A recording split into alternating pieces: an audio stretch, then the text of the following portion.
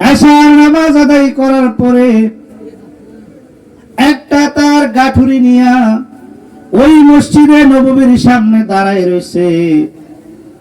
আল্লাহর নবী উফাদের পরে দিন ইসলামের তথা প্রথম খলিফা হযরতে আবু বকর তখন খলিফা নিয়োজিত ছিলেন। এশার নামাজ শেষ, গাঠি গোটা নিয়ে যখন মসজিদের সামনে দাঁড়ায় রয়েছে হযরতে বেলাল, আবু বকর নামাজ পড়ে বের হইলেন। বের হওয়ার পরে দেখে বেলালের চোখে পানি। আবু বকর ডাক দিয়ে বলে, বেলাল কেন কাঁদো? কোন কারণে তুমি কাঁদতেছ? তোমার কি টাকা পয়সার অভাব? তোমার কি ঘরে খাবার নাই? বলো, আমি রাষ্ট্রীয় কোষাগার থেকে তোমাকে খাবার দেব, কেন কান্না করো?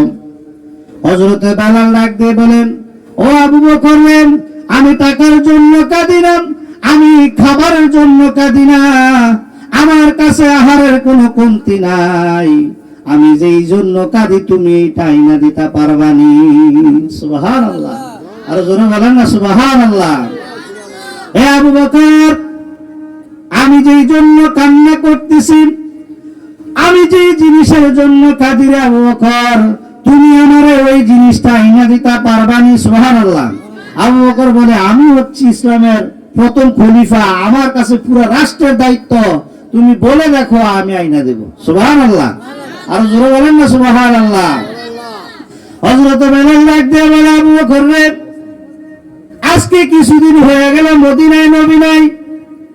আমি যখন আযানের মধ্যে হাইয়া আলাস সালাহ হাইয়া আলাল ফালাহ আশহাদু আন্না মুহাম্মাদুর রাসূলুল্লাহ যখন বলতাম রে আবু বকর, আমার আযান শুনে আমার দয়ার নবী, মায়ার নবী, হায়াতুন নবী, জিন্দা নবী, নূরের নবী আমার আযানের আওয়াজ শুনে মসজিদে নববীতে আইতো।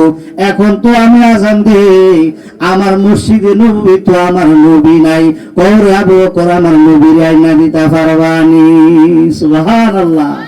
আবু বকরের চোখে পানি এসে গেল। আরে কয় কি, আমি নবীর আনমু কিভাবে? নবী তো নাই, নবী তো দুনিয়ার ইহি জগৎ থেকে পর্দা নিয়ে এখন কবর রওজা মুবারকের মধ্যে আছে, নবীর আমার আনমু কিভাবে?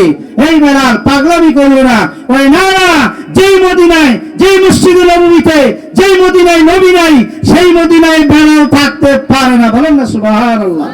নারে তাকবীর, নারে রিসালাত, আহলে সুন্নাত ওয়াল জামাত। বেলাল ডাক দিয়ে বলেন, আবু বকর, যেই মসজিদে নববীতে নবী নাই, যেই মদিনায় নবী নাই, সেই মদিনায় আমি থাকবো না। বেলাল গাঠি গোটা নিয়া ওই আবু বকর থেকে বিদায় নিয়ে চলে গেলেন সিরিয়ায়।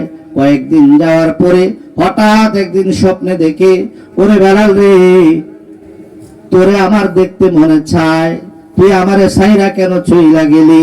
জলদি কইরা মদিনায় আস। সুবহানাল্লাহ। ঘুম ভাঙলো। ঘুম ভাঙার পরে বেলাল কই, কিরে, নবী আমারে কইলো মদিনায় যাইতাম, একটা দৌড় মারস। দৌড়াতে দৌড়াতে 3 দিনের রাস্তা। কয় দিনের রাস্তা? 3 দিনের রাস্তা দৌড়াইয়া ওই বেলাল আসছে মদিনায়। আয়েশা নবীর রওজার কাছে, এই সময় গভীর রাত্র, এখনো ফজরের টাইম হয় নাই, তাহাজ্জুদের ওয়াক্ত। বেলাল আসছে নবীজির রওজা মুবারকের সামনে দাঁড়াইয়া, ওই যে রওজা মুবারকের যে জালি আছে, বেড়া দেওয়া আছে, ওই জালির মধ্যে যাইয়া কফল টুকরাইতেছে, আর কফল বাইরাইতেছে, আর বলতেছে, ইয়া রাসূলুল্লাহ, লাব্বাইক ইয়া রাসূলুল্লাহ, লাব্বাইক ইয়া হাবিবাল্লাহ, নবী গো, আপনার বেলাল এসে হাজির হয়ে গেছে। সুবহানাল্লাহ। ইয়া রাসূলুল্লাহ, ইয়া হাবিবাল্লাহ, নবী আপনার বেলাল আসছে। যখন বেলাল কান্নাকাটি করে, মসজিদের তৎকালীন যে মুয়াজ্জিন ছিল মসজিদে নববীর, তিনি আসলো। আয়েশা দেখারে, ব্যাপার কি? বেলাল আগের মুয়াজ্জিন দে আইয়া মসজিদে নববীতে কান্দে, ব্যাপার কি?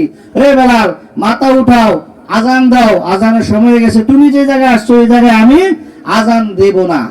বেলাল আর আজান দেয় না, মাথা উড়ায় না, নবীর রওজা মুবারকের কাছে কপাল ঠাকাইয়া কাঁদতাছে, ইয়া রাসূলুল্লাহ, আপনার বেলাল আপনার কাছে চলে এসেছে। সুবহানাল্লাহ। মদিনার সব জায়গায় খবর হয়ে গেল, আবু বকর, ওসমান, আলী সবাই আসলো। বেলাল মাথা উঠায় না। ও বেলাল উঠাও, আজান দাও, আজানের সময় হয়ে গেছে। কয় না, উঠবো না। আবু বকর বলে, আরে নবীজির চেহারা মুবারকের সাথে ইমাম হাসান, ইমাম হুসাইনের চেহারা মুবারকের মিল রয়েছে, তাদের 2 ভাইকে ডাকি, ডাকলে হয়তো বা সে উঠবে। সুবহানাল্লাহ বলতেন না? আর জোরে বলেন না সুবহানাল্লাহ। ইমাম হাসান, ইমাম হুসাইনকে ডাকা হলো। ইমাম হুসাইন ডাক দিয়ে বলে, বেলাল রে, আমি বলছি তুমি আজান দাও, আওলাদে রাসূলের হুকুম মানতে হবে, আলেয়াতের হুকুম মানতে হবে। সেই জন্য হযরতে বেলাল কি করলেন?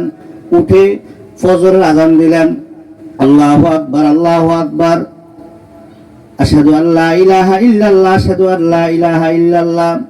বেলাল যখন আশহাদু আন্না মুহাম্মাদুর রাসূলুল্লাহ বলছে, সঙ্গে সঙ্গে বেলালের কলিজা ফাটিয়া বেহুশ হইয়া সাথে সাথে মৃত্যুবরণ করেছে। বলে ইন্না লিল্লাহি ওয়া ইন্না ইলাইহি রাজিউন। বেলাল ওই নবীর প্রেমময় ভালোবাসা এত বেশি অন্তরে ছিল, যখন আশহাদু আন্না মুহাম্মাদুর রাসূলুল্লাহ বলেছে, সাথে সাথে বেলাল মসজিদে নববীতে জমিনে উঠায়া পড়ছে এবং তিনি শাহাদাত বরণ করেছে। নবীর প্রেমে পাগল যারা, তারাই মাওলানা। নবীর প্রেমে পাগল যদি হতে পারেন, তাহলে আমার আপনার এই জগৎ এবং পরজগৎ সব জগতে সাকসেসফুল হব। যদি নবীর প্রেম অন্তরে না থাকে, আমার আপনার এই দুনিয়াতে কোনো লাভ হবে না। আল্লাহ তাআলা আমাদের সকলকে নবীজির প্রেমিক হিসেবে, বেলালের মতো প্রেমিক হিসেবে দুনিয়াতে কবুল করুক। সকলে বলেন